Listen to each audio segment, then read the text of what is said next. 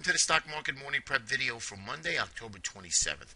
Markets were green across the board. Dow Jones up 127, Nasdaq up $30.92, S&P up 13.5, Russell $2.34. Still lagging the group, but nonetheless we did get a green day on Friday.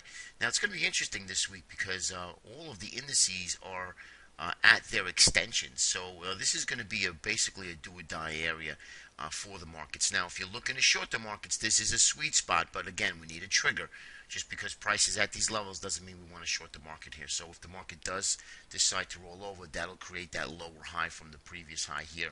So what I want to do is dive into the indices, and what we'll start doing now is start looking for some sectors to trade this coming week. So we weren't doing much of other than just some indice analysis. Now we'll start dissecting some of the sectors as well, and of course some stocks that are in those sectors coming up in this week. So we have the spiders, as you can see here. We had a nice move up. We have our GLD moving nicely lower, and we have our TLT moving lower. And I like to kind of pile these together just to see that where the markets are headed, and is this really a decent rally? And it really, aside from volume, it's doing what it should do, right? Gold's moving lower, TLT's moving lower, so money's coming out of bonds a little bit, and possibly going into stocks. But a lot of it is actually going into the consumer staples. Last week, I put out a histogram of all of the indices. You might want to look at that if you haven't seen that. And you see all of the rotation in money was going into consumer staples, healthcare, bonds. And you could see that where if the market was healthy, we should be going into some risk appetite, and we weren't. So something to keep aware of in the back of your mind while you're trading. And if you're longer term, you definitely want to keep that in the back of your mind. Now, we're coming to the end of October, which, as you know, we had a volatile month this month.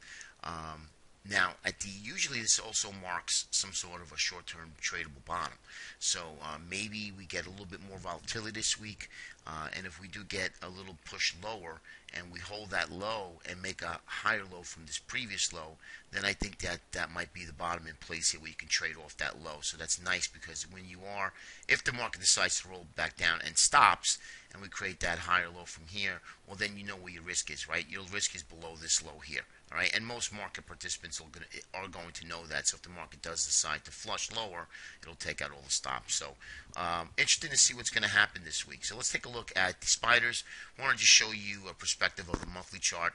We did break this huge bearish rising wedge, but remember, it's a monthly chart, and it only is valid when it closes on a closing basis at the end of the month. So we still have another week here. We're back into this channel, but we have a huge wick on the bottom. So you can see buyers stepped in and pushed this all the way back up again. But you can see the MACD and stochastics starting to roll over here, and a lot of distribution. So let's see. We'll see what happens this week, and if we do get a close below it. Now, I like to see a close below it, and then I like to see some follow through to the downside, because usually what happens, we close below it, and then we back test it again, and we back test this lower trend line here. And if we do that and fail, then that's really a confirmation. I'd like to get a little bit extra confirmation here, but you could see what a crazy bearish rising wedge this is. Now, on a weekly chart, we held nicely, and this is a real simple analysis here. We got the 50-day moving average. We broke below that Bollinger Band here, and we have this simple trend line from way back when, in October of 2012. Okay, and we held right to the penny, and we broke back up again. So weekly chart, we're starting to roll over here. As you can see, we have some stochastics, MACD, and then again we have some higher than expected distribution here. So we'll see if this could get back up, test the highs, or if we make that lower high from this previous high, and we start to roll back down again. But no question that 50-day, and then of course this trend line support here in the spiders at 183.13. Now on the daily chart, I just put some Fibonacci retracements just to show you that we are in the sweet spot here. Now I'd like to see the market roll and push lower at least one more time before the end of the year. And we only have about 6 weeks left, so I'd like to see this start to roll back down again, make that higher low from this previous low, and then push higher one more time going into that end of the year rally. So we shall see, but we're We're capped here underneath the 50, and that 76.8% retracement actually looking really, really nice here. So this is a decent area of resistance. Let's see if we roll. Now, if we do start to roll, I want to see Friday's low get taken out. Okay, that's going to be my confirmation. That's the Spiders Daily. Now, in the 30-minute, you can see energy's building on the Bollinger Bands here. So I like when energy builds here. You can see on the 30-minute chart, once we break back up again, then we have a little bit of a move here. Okay, this is a nice little system. If you can see back in here, we had a little pinch and we blew right back up again. So take a look at it. Something that maybe you might want to put in your trading toolbox. But we have now this little area where we broke back up, and you can see the same thing. So energy's building. We're going to be vacating the premises here. I don't know which way. Apparently, right now we have 5 days up. So maybe we start to pause and start to roll back down again. But we shall see. Let's let price tell us which way it wants to go.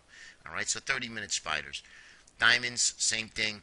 A little bit of a laggard, and it is a laggard of the 5 indices that we follow, but that's 61.8% retracement and underneath the 50-day moving average. So, and you can see this move is up on virtually no volume. So this still, it has to be trusted here, this move up. So I wouldn't be going crazy looking to add to positions if you're swing trading or if you're a longer-term investor. Let's see what the market does first before you start putting money to work at these levels.